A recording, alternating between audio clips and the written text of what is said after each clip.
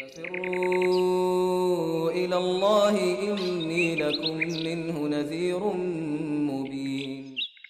إن الحمد لله نحمده ونستعينه ونستغفره ونعوذ بالله من شرور أنفسنا ومن سيئات أعمالنا من يهديه الله فلا مضل له ومن يضلل فلا هادي له أشهد أن لا إله إلا الله وحده لا شريك له وأشهد أن محمدا عبده ورسوله فإن أصدق الحديث كتاب الله وخير الهدي هدي محمد صلى الله عليه وسلم وشر الأمور محدثاتها وكل محدثة بدعة وكل بدعة ضلالة وكل ضلالة في النار ثم أما بعد السلام عليكم ورحمة الله وبركاته. Урматтуу жамаат, урматтуу момун мусулман бир туугандар, мына Аллах Таала насип кылып, дагы бир жума намазында жүз көрүшүп отурабыз. Аллах Таала мына ошол жума намазга басып келген ар бир кадамдарыңыздарга бийик даражаларды, көптөгөн жакшылыктарды, ажыр соопторду жазган болсун. Жана биздин билип билбей жасап койгон күнөө иштерибизди Аллах Таала өзү кечирсин. Biz Peygamberimiz Muhammed sallallahu aleyhi ve sellem'den hadislerinden okup baratkanbız. Bugün dağı 2-3 hadistin mani mağızına, maksatlarına toxtalıp ötebiz. Bugünkü okuyturgan hadisimiz وعن عبد الله ابن عمر رضي الله عنهما قال رسول الله صلى الله عليه وسلم لا يقيم الرجل من مجلسه ثم يجلس فيه ولكن تفسحوا وتوسعوا متفق عليه.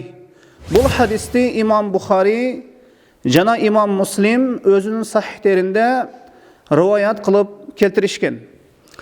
Abdullah ibn Umar radıyallahu anhumadan rivayet kılınat. Allah'tan elçisi sallallahu aleyhi ve sellem aytdı. Kişi biröөнү oturgan жеринен turguzup, keyin oşol жерге özü oturup albaydı. Kişi biröөнү oturgan жеринен turguzup, keyin oşol жерге özü oturup albaydı. Бирок жай бергиле жана батыш кыла дейт. Бул хадиске байланыштуу 6 маселени айтып өтөбүз. Birinci маселе, мусулман киши bir majliske kele turgan bolsa, başka bir kişini oturgan jerinden turguzup, özü oturup aluusu bul aram bolup sanalat. Mına uşul hadiske layık bul nerse kaytarılgan. Antkeni Peygamberimiz sallallahu aleyhi ve sellem bul hadisinde mınday kılıunu açıktan açık kaytardı. La yuqimur racule min majlisihi. Bir kişi başka bir kişini oturgan jerinden turguzup özü oturup albaydı, özü oturup albasın deydi. Bul iş erkeklerge ele taandık emes. Hadiste bir kişi başka bir kişinin oturgan jerinden turguzbasın dep aytılıp жатат. Erkeklerge ele тийиштүү эмес, ayaldarga dagы тийиштүү. Бирок шариаттагы көп өкүмдөр erkeklerge каратылган. Oşol erkeklerge de aytılgan masele, öküm, erkeklerge karatılgan öküm je masele, ayaldarga dagı taandık bolup sanalat. Kaçan oşol öküm açıktan açık erkeklerge tiyešelүү ekendigine açık bir dalil kelmeyince. Mına ошондуктан bul maselede ayal erkek birdey. Mına ошол hadistegi öküm ibadatlarının özüne çektelgen emes.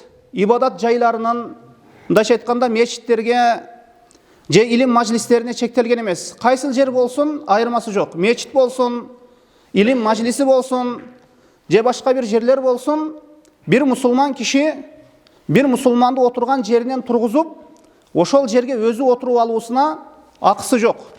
Bundan Peygamberimiz sallallahu aleyhi ve sellem kaytardı. Bu birinci mesele. İkinci mesele, bir kişi ekinci bir kişini ordudan turguzudan kaytarılıp жатат. Бирок алгач birinci kelgen kişi özünün keyin kelgen kişiге öz ыктыяры менен, öz каалоосу менен жай берсечи. Мына ушул дурус бу. Алымдар мында эч кандай карама каршылык жок, боло берет деп айтышат. Боло берет деп айтышат. Өз каалоосу менен жай бере турган болсо, ошол жайга отуруусу мүмкүн. Бирок Ибн Умар радияллаху анхумадан bir asar kelет. Annahu iza qama ar-rajul an majlisihi lam yajlis fihi. Kimdir biri İbn Umar radıyallahu anhumaga bir majliske kirip gelse, bir jerge kirip gelse, İbn Umar radıyallahu anhumaga ordunan turup jay berse, oşol jerge oturbayt eken. Mından düşünüp kalbaňyzlar, bul jer biri jay berse, al jerge oturu bolboyt eken degen masele kelip çıkpayt. Bul kişini oturbosunun, biri jay berse, oşol jerge oturbaşının, oşol oturbosunun sebebi, bul kişi, oşol adam balkim uyalgandan turup jatkandır, balkim çın köngülden turup jatkan joktur dep, mına oşol jerge ordunda otura ber dep oturbayt eken.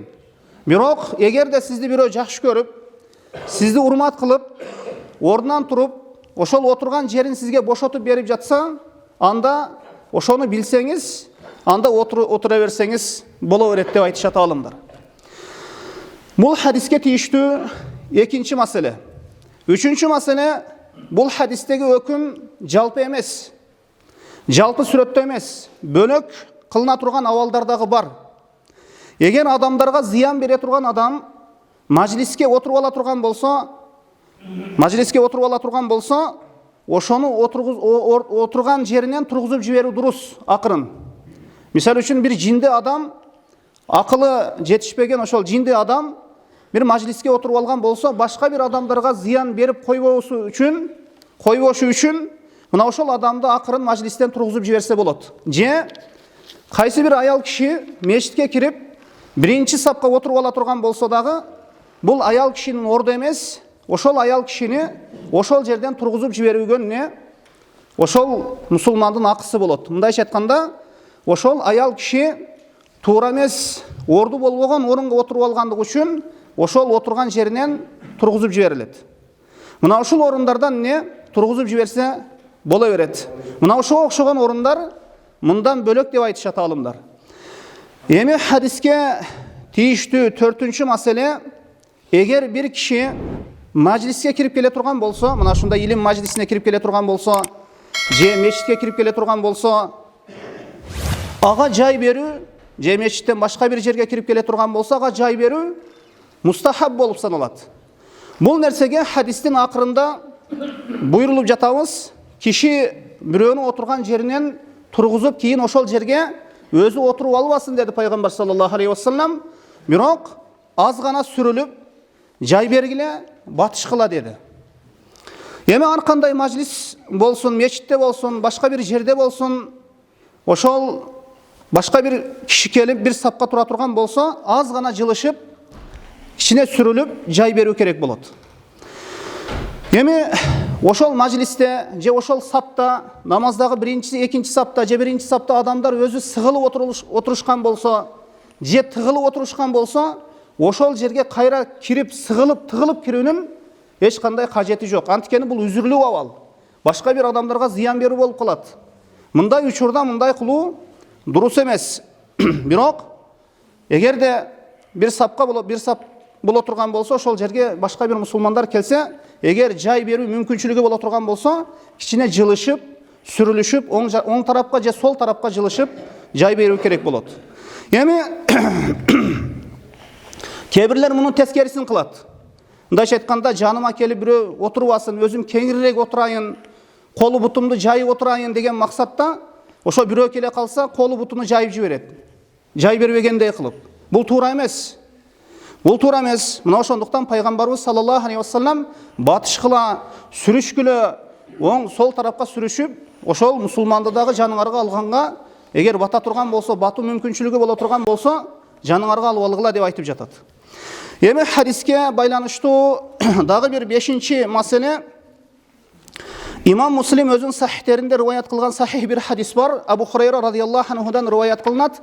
Peygamber sallallahu aleyhi ve sellem ayttı. Men qama min meclisihi thumma raja'a ileyhi fehuve ahakku bihi. Kim ordunan tura turgan bolsa, keyin oşol majlisine kaytsa, oşol oturgan jerine kaytsa, Башкалардан акылуураак ошол мажлиске, ошол орунга отурганга.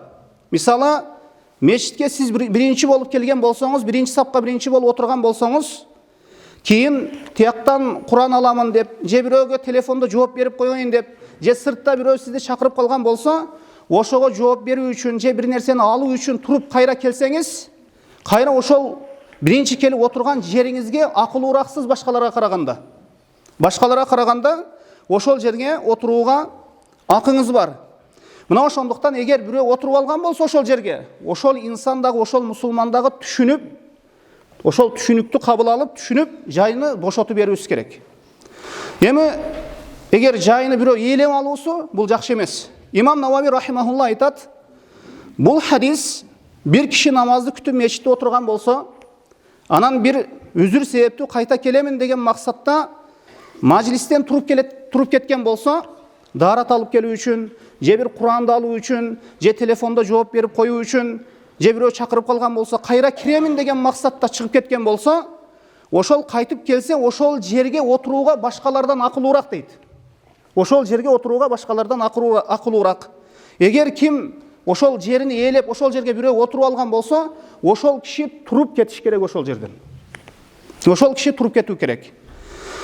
Эми туруп кетип жатканда ошол отурган жерине жай намаз, же бир нерсени таштап чыгып кетүү керекпи, же жөн эле чыгып кетүү керек, жөн эле эч бир нерсени таштабай чыгып кетсе боло береби десе, мында айырма жок. Таштап чыгып кетсин, таштабай чыгып кетсин. Айырмасы жок. Бирок талаш тартыштын алдын алуу максатта бир жай намаздыбы, же бир баш кийиминиби, же бир нерсесин ошол жерде адам бар экендигини билдирип коюп чыгып кеткени оң. Ошол туура. Анткени бул көп талаш тартыштын алдын алынат. Анан сыртка чыгып эле телефондо жооп берип кирсе, же бир Куран алып кайра келсе, бирөө отуруп алган болсо, туруңуз десе, тиги турбаймын дейт. Бул мен отурган жер эле дейт. Мына ушинтип талаш тартыш чыгат. Талаштын алдын алуу үчүн бир нерсени коюп кеткени жакшы болуп эсептелинет. Бир нерсени коюп чыгып кетсин. Эми 6-чы маселе, бул хадиске байланыштуу 6-чы маселе, бир иш себеп, же бир үзүр себептүү туруп жайынан туруп кеткен киши ошол отурган жерин акылуу деп айттык. Жай намаз таштап кеткен болсо, бирок өзү келбей туруп мечитке, келбей туруп жай алуу, мечиттен жай алуу, же биринчи саптан жай алуу, бул арам болуп саналат. Бул кандай? Өзү мечитке келбейт. Анан бирөөгө мага биринчи саптан жай алып койчу деп телефон кылат. Же мына жай намазыны бүгүн жума күнү экен, ал барып биринчи сапка салып кой дейт. Мына ушундай кылуусу арам болуп саналат. Аны акысы жок. Мындай кылганга бул иш көбүнчө мына Кабада болот. Кабада ошо имамга жакыныраак турайын, Кабага биринчи сапка жакыныраак турайын деп, кээ бирлер акча иштегендер бар ошол жерде дагы. Уялбай акча иштегендер дагы бар. Биринчи сапты алып берет, анан келет дагы жанагы акчаны берет, биринчи сапты алып бергендиги үчүн анан кетет. Бул иш дурус эмес, бул иш туура эмес. Мына ошондуктан мечитке келбей туруп, бирөөгө жай намазын берип жиберүүсү, же телефон чалмага бир саптан жай алып кой деп айтып коюусу, анан бирөө келип отурайын десе, бул жер бирөө занят эле, бирөө айтып койгон, бул жерге келбей туруп азыр үйүндө келсе керек, бул жерге отурат азыр келип деп, мына ушундай жай алуусу бул арам болуп саналат. Эмне үчүн? Bundan Peygamberimiz sallallahu aleyhi ve sellem kaytargan. Mına ошондуктан мечит эч кимдин мүлкү эмес. Барыга тийиштүү жер бул жер. Ар кимди отурганга, ибадат кылганга акысы бар. Бирөөнүн эмне? Мүлкү эмес, жеке мүлкү эмес. Эч ким өлсө бул жерде 1 метр жерин дагы баласына же бир жакынына мурас катары калтыра албайт. Мына ошондуктан алымдар айтат, мына Шейхул Ислам рахимахулла айтат, көп адамдар дейт, жума күнү же башка бир күндөрү мечитке жай намазын жиберүүсү, өздөрү мечитке барбай туруп, ал бүткүл мусулмандардын бир пикирине көрө, ижмага көрө арам болгон иш болуп саналат. Кээ бирлер жума күнү келип жай намазын таштап коюп, кийин анан не шашпай анан 1:30 келет. Анан толу бүтүп, саат толу бүткөндөн кийин келип мени жайым бул жерде ээлеп алганмын дейт. Бул мына ушундай кылуусу арам иш болуп саналат. Мындан кайтарылдык. Кийинки хадис. عن ابن عباس رضي الله عنهما قال رسول الله صلى الله عليه وسلم إذا أكل أحدكم طعاما فليمسح يده حتى يلعقها أو يلعقها متفق عليه. İbn Abbas'tan rivayet kılınat hadis. Peygamberimiz sallallahu aleyhi ve sellem aytat, kaçan silerden bir öңөр tamak jese, қолын жаламай тұрып, же жалатпай тұрып, артпасын, сүртпесін деп айтты. Бұл хадисте имам Бухари жана имам Муслим риwayat қылған. Бұл хадисте тамақтануға байланыштуу адеп айтылып жатат. Мына ушуга байланыштуу, тамақтануға байланыштуу 4 маселени айтып өтөбүз. Биринчи маселе, бұл хадисте тамақ жеп болғандан кейін бармақтарды жалап қою, қолды жалап қою бұл мустахаб екен алынады. Бұл эми қолда ошол майдың асары қалса, май болып қалса, қол ошоны жалағанға не пайғамбарыбыз саллаллаху алейхи вассалам буйырды, бұл иш мустахаб екен. Эми кимдир бирөө алма жеген болса, же құрма жеген болса, же башка бир май болбой турган нерсе жей турган болса, бұл эми шарт эмес қолын жалоосу. Анткени жалай турган эч бир нерсе жок. Мына ошондуктан көпчүлүк алымдар мына ушул ишти мустахаб дешкен. Мустахаб дешкен, кээ бир алымдар парыз дешкен, мына важип деп айтышкан, бирок туурасы мустахаб. Анткени бул сүннөт. Экинчи алына турган маселе, мына ушул хадисте айтылган нерсеге амал кылган кишиде кичпейилдүүлүк деген нерсе бар. Ошол кишинин тамактан кийин бармактарын жалап коюусу ошол кишинин кичпейилдүүлүгүнө, бир өзүнү төмөн алгандыгына, текебир адам эмес экендигине, ошол бир белги, мындайча айтканда ошол кичпейил пенде экендигине далалат кылат. Эми кимдир бирөөлөргө бул нерсе өң көрүнүп, бирөө колуну жалап жаткан болсо, бул ачыдан өлгөнбү деп айтышат. Бул албетте сүннөттүн үстүнөн күлүү, албетте Алла өз сактасын, маскара кылуу албетте бул динден чыгууга алып келет. Ошондуктан этият болуу керек. Хадистен алына турган үчүнчү маселе, бул хадистен алына турган пайдалардан дагы бири тамакты ысырап кылбоо керек экен. Тамактан кийин колду пайгамбарыбыз саллаллаху алейхи вассалам май болсо да жалап кой дегенден кийин, қолын майлыққа бір сүртпей тұрып, артпай тұрып, жалап қой дегеннен кейін бұл ысырапкершіліктің алдын алу. Эми бұл ысырапкершіліктің алдын алу болғандан кейін эми тамақ қалып қалса, аны кейбір адамдар тамақ қалып қалса, аны қайра екінші жол ысытып жегенден арынат. Аны жегісі келбейді, аны не? Мусорға таштайды. Эми бұл ысырапкершіліктің алдын алу болып атат. Қолды жалап қою бұл ысырапкершіліктің алдын алу болғандан кейін эми тамақ жейіліп бүткөндөн кейін аны қалған тамақты мусорға атып жіберүү, таштап жіберүү, мұнын ысырапкершілігі өтө чоң. Кейбір ұстаздар, кейбір алымдар айтқан, жанағы мейіздің артында кішкене бір, мындайша айтканда, кішкене мейіздің артында мейізде илинип қалған бір чөө болады, чөө. Ошол чөөнү дагы кейбір алымдар ысырап болбой қалбасын деп, ошону дагы жеп койгула деп ысырап кылбоого үйрөтөт эле дейт да. Мейиздин артындағы чөөнү мындай мейиз жегениңизди мындай алып туруп, тиштеп туруп, анын не чөөнү таштап жибересиз, ошол чөптү дагы таштабагын деп кейбір алымдар осуят насаат кылат экен, ысырапкерчиликтин алдын алып. Эми төртүнчү маселе, тамактанып болгондон кийин колун жаламайын же башкаларга жалатмайын, колун артып жибербесин деп атат. Кол менен тамакты жешке ишара болуп жатат. Азыр биз колду тамакты жалаң кашык менен жеп калганбыз. Бул сүннөт анча өнүкпөй калды арабызда.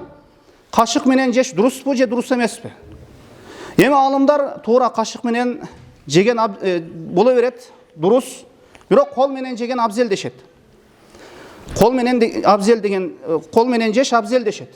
Эми эгерде кашык менен жеген адамга качан кашык менен жеш макруh болот, качан кол менен жеп жаткан адамды, тамакты кол менен жеп жаткан адамды, кол менен жешти тамакты маданиятсыздык деп эсептесе, андан жийиркенсе, мына ошондо ошол адамга кашык менен тамак жеш макруh болот. Бирок арам деп айтпайбыз, макруh болот. Мына ошондуктан кол менен тамакты жеш бул сүннөт экен. Албетте бунун медицинадагы пайдасы бар экендиги мына далилденип отурат. Бир канча кылым өткөндөн кийин дагы. Эми бир адам колу менен тамак жеп жаткан кезде анын айланасында отургандар ага бир башкача көз караш менен карашат. Анан жанагы киши кашык менен тамак жеп жаткан адамдарга айткан экен: мен эч ким колдонбой турган кашыкты колдономун деген экен. Эч ким колдонбой турган кашыкты колдономун. Силер бардык адамдар колдоно турган кашыкты колдоносуңар. Мен өз колумда тамак жеймин, а силер канча адамдар тамак жеген кашыкта тамак жейсиңер деген экен. Мына ошондуктан кашык менен тамак жегенге караганда кол менен тамак жеш абзел экен. Мына ошондуктан жанагы киши дагы айткан экен: колум менен тамак жеш Бұл қашық менен тамақ жегеннен абзелірек деп айтқан екен. Емі бұл хадистегі өзі жаламайынша, же жалатмайынша деп отады. Емі өзі жаламайынша деген өзі жалап қойса болады, же аялына жалатып қойса болады, же баласына жалатып қойса болады. Емі бұл іште сөзсіз деген емес, емі ошондой өзі жалабай тұрып, артып жібербесін ошол нәрсені, жууп жибербесин ошол нерсени дегендей мына ушундай пайгамбарыбыз саллаллаху алейхи вассалам үйрөттү. Эми кийинки хадис عن أبي هريرة عن النبي صلى الله عليه وسلم قال يسلم الصغير على الكبير والمار على القاعد والقليل على الكثير متفق عليه وفي رواية لمسلم الراكب على المشي ماشي. Abu Hurayra radıyallahu anhudan rivayet kılınat. Allah'tan elçisi sallallahu aleyhi ve sellem aytты. Kiçi жаштагы чоң жаштагыга салам берет. Кичи жаштагы чоң жаштагы адамга салам берет. Өтүп кетип жаткан отурганга салам берет. Азчылык көпчүлүккө салам берет деп айтты. Башка бир риваятта улоо минген киши, машина минген киши мындайча айтканда. Уна минген киши жөө жүргөнгө салам берет дейт. Машинада кетип жатсаңыз, машинанын айнегин ачып туруп эмне салам бересиз. Бул хадисти имам Бухари жана Муслим риваят кылган. Бул хадиске байланыштуу 8 маселени айтып өтөбүз. Биринчи маселе, жашы кичине адам жашы чоң адамга салам берет экен биринчи болуп. Эми мусулманга жолуккан кезде салам берүүсү бул мусулманга бир карата мойнундагы акысы болуп саналат. Эми мына ушул саламды берүүдө кимиси биринчи болуп баштоосу керек. Мына биринчи жолукканда ошол жашы кичине адам биринчи болуп салам берет. Жашы кичине адам жашы чоң адамга биринчи болуп салам берет. Анткени жашы чоңдун акысы бар, жашы чоңдун урматы бар дейт. Мына ушуга буйрулганбыз, жашы чоң адамды урмат кылууга. Экинчи маселе, мына ушул хадиске амал кылып, жашы кичине, жашы чоң адамга салам берген болсо, жаш бала алик албай койсо деле боло береби? Боло береби? Жооп. Эми салам бергенден кийин саламга алик алыш парыз.